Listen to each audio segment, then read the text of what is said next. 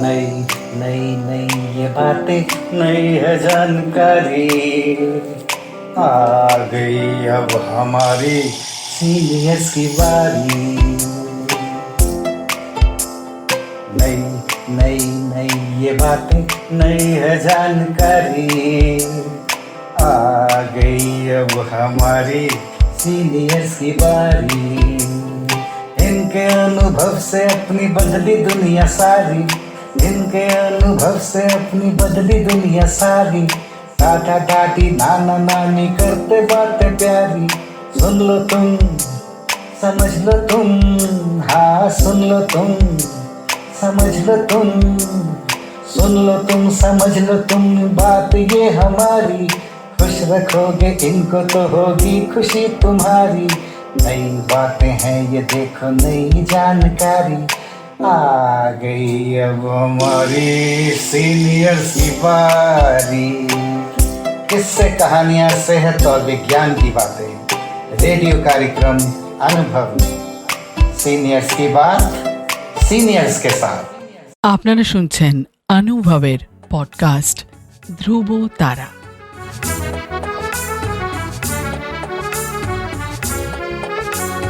তোমার আমার অনুভবের জীবনের ধ্রুব তারা, ধ্রুব তারা, ধ্রুব তারা, ধ্রুব তারা।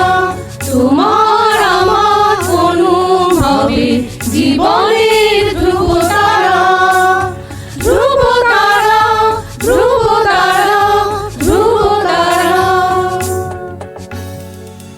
আপনারা শুনছেন ভারত সরকারের সামাজিক ন্যায় ও অধিকার প্রদান মন্ত্রকের অন্তর্গত national institute for social defence এবং মিডিয়া ফর কমিউনিটি ফাউন্ডেশন নতুন দিল্লির যৌথ উদ্যোগে নির্মিত পডকাস্ট অনুভবের নির্মিতি ধ্রুব তারা। অনুভবের এই অভিনব ভাবনা ও বিন্যাসে ডক্টর আর শ্রীধর ও শ্রী আলোক ওয়ার্মা।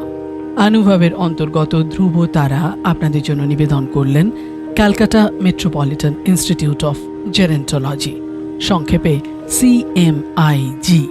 আপনাদের আরও বলে রাখি, প্রবীণ নাগরিকদের যে কোনো সমস্যা, যেমন ডাক্তারের প্রয়োজন, হাসপাতাল, বৃদ্ধাশ্রম, প্রবীণদের নিয়ে কর্মরত সংস্থা, আইনি সহায়তা, আবেগজনিত যে কোনো সমস্যা হলে অথবা প্রবীণদের উপরে যে কোনো রকমের অপমান কিংবা অত্যাচার, নিগ্রহ অথবা গৃহহারা প্রবীণদের সব রকমের সহায়তার জন্য জাতীয় শুল্কমুক্ত নম্বর 145667। আরেকবার বলছি, ন্যাশনাল টোল ফ্রি নাম্বার 14567, এই নম্বরে যোগাযোগ করুন।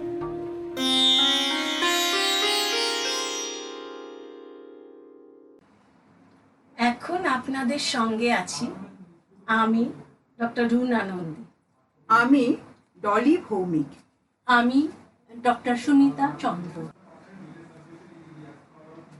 শুরু থেকে আজ আমরা কবিগুরু রবীন্দ্রনাথ ঠাকুরের ছোট গল্প দেনা পাওনার উপর আধারিত একটি শ্রুতি নাট্য আপনাদের সামনে প্রস্তুত করছি। একটি সরল কিশোরীর নারীত্বের চূড়ান্ত অসম্মান ও পণপ্রথার মর্মান্তিক পরিণতির কাহিনী দেনা পাওনা। নারী যে শুধুই পণ্য, সে যুগের এই মানসিকতা আজও স্বমহিমায় বিরাজমান। দেনা পাওনার নাট্য রূপান্তর করেছেন ডক্টর রুনা নন্দী, পরিচালনায় আমরা সবাই। আসুন শুনি দেনা পাওনা।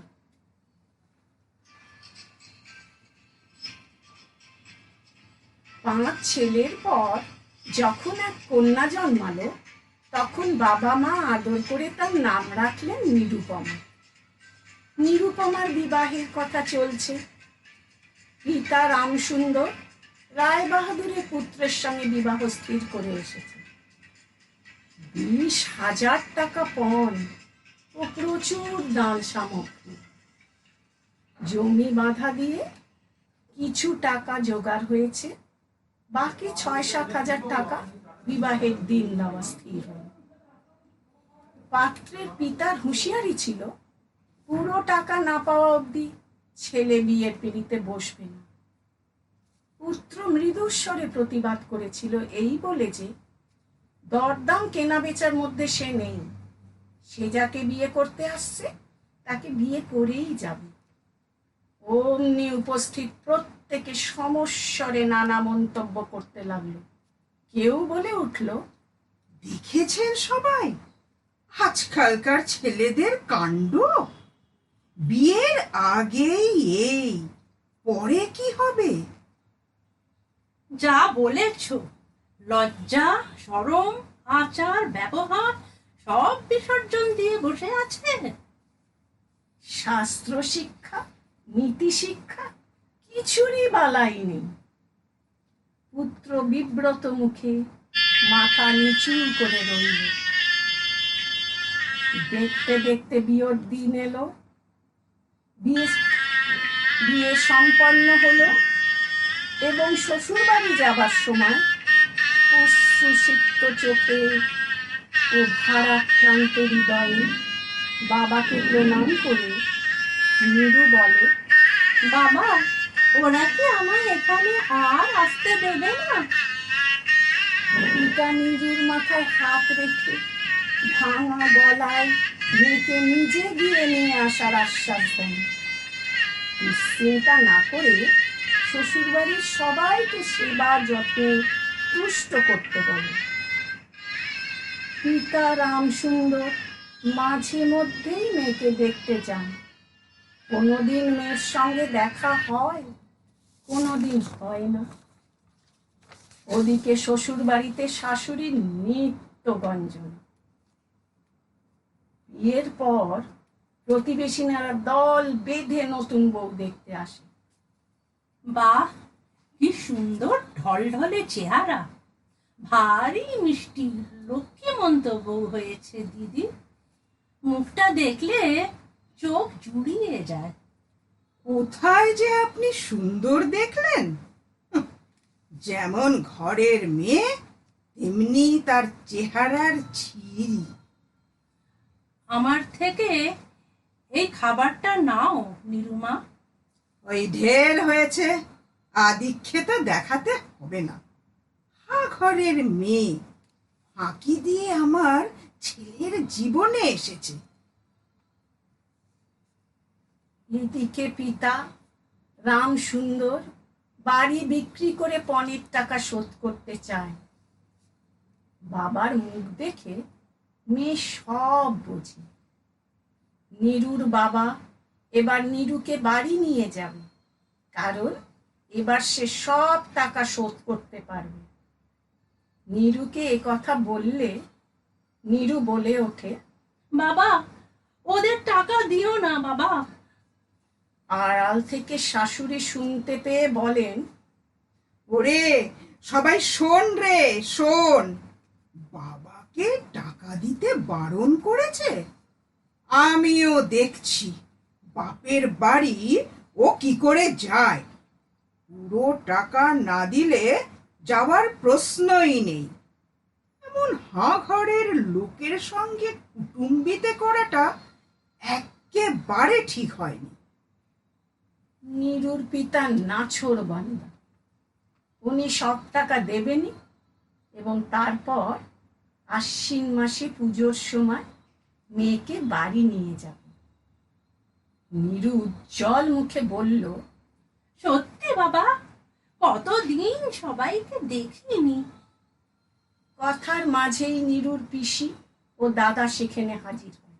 দাদা, তুমি আমাদের একেবারে পথে বসালে গো। রামসুন্দর ওদের কথা শুনতেই রাজি নন। এদের অবিবেচনার জন্য তিনি তো আর সত্য পালনে অপারগ হতে পারবেন না, বা শেষকালে নরকগামী হতেও রাজি নন। নীরু সব বুঝতে পারে, বলে, বাবা, তুমি যদি আমার শাশুড়িকে 1 পয়সাও দাও, তবে তোমার মেয়েকে আর দেখতে পাবে না। এই আমি তোমার গা ছুঁয়ে প্রতিজ্ঞা করলাম। রাম সুন্দরের হৃদয় বিদীর্ণ হয়ে গেল মেয়ের কথা শুনে। বারে বারে এমন কথা না বলতে বললেন। মাথায় স্নেহ ভরে হাত রেখে বোঝাতে লাগলেন এটা না দিতে পারলে নীরুর সাথে সাথে তারও অপমান। নীরু কান্না ভেজা গলায় বলল, টাকা যদি দাও তবেই অপমান। আমি কি টাকার থলি? তোমার মেয়ের কোনো মর্যাদা নেই? যতক্ষণ টাকা আছে ততক্ষণ আমার দাম। আর তাছাড়া বাবা, আমার স্বামী তো কোনো টাকা চান না। বাবা বারবার বোঝাতে চেষ্টা করেন টাকা না দিলে এরা নীরুকে বাবার কাছে যেতে দেবে না। আর তাছাড়া জামাই বাবা জীবন তো টাকা না নেওয়ার কথা তার বাবা মাকে বলেননি। তাহলে নীরু শিশুকে যেমন সান্ত্বনা দেয় সেভাবে বলে, বাবা, ও বাবা, তাহলে তুমি আর আমাকে ওখানে নিয়ে যেও না। কিন্তু পিতা যে টাকা এনেছিল মেয়ে দিতে দেয়নি এ কথা আগুনের মতো ছড়িয়ে পড়ল। আর কিছুদিন পরেই নিরুপমা একটা কঠিন অসুখে পড়ল। শাশুড়ি অন্যদের স্মরণ করালো, কি জানি বাপু, কি ব্যারাম যে হয়েছে। পিতা দেখা করতে এলে শাশুড়ি বলেন, দেখো না, একেবারে পোড়া কাঠ। চেহারার কি যে ছিরি হচ্ছে দিনকে দিন। নীরু বাবাকে বলে, বাবা, আমাকে বাড়ি নিয়ে চলো বাবা। রামজীবন বাবু পুজোর সময় নিয়ে যাবার নিশ্চিত আশ্বাস দিয়ে চোখের জল মুছতে মুছতে ফিরে গেলেন।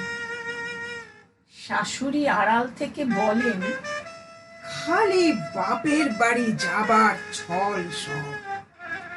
নীরু বিছানা নিল। যেদিন সন্ধ্যার শ্বাস উপস্থিত হলো সেদিন প্রথম ডাক্তার দেখে, সেদিনই শেষ ডাক্তার দেখে। বাড়ির বড় বউ মরেছে, তার অন্ত্যেষ্টির কথা চারিদিকে ছড়িয়ে পড়ল। আয়োজনের ঘটা চোখে পড়ার মতো। শাশুড়িকে চিঠি লিখল ছেলে, সে কর্মস্থলে বাড়ি ঠিক করেছে, বউকে সত্তর যেন মা পাঠিয়ে দেয়। মা উত্তরে জানালেন, আমার একমাত্র সোনার জন্য একটা পরমা সুন্দরী পাত্রী দেখেছি, বিয়ের পাকা কথাও দিয়ে এসেছি। বাবা, পত্র পাঠ চলে এসো, এবারে আরো বেশি টাকা পণ। আর তা বিয়ের আগেই একেবারে হাতে হাতে আদায়। এতক্ষণ আপনাদের সঙ্গে ছিলাম আমি রুনা নন্দী, আমি ডলি ভৌমিক, আমি ডক্টর সুনিতা চন্দ্র।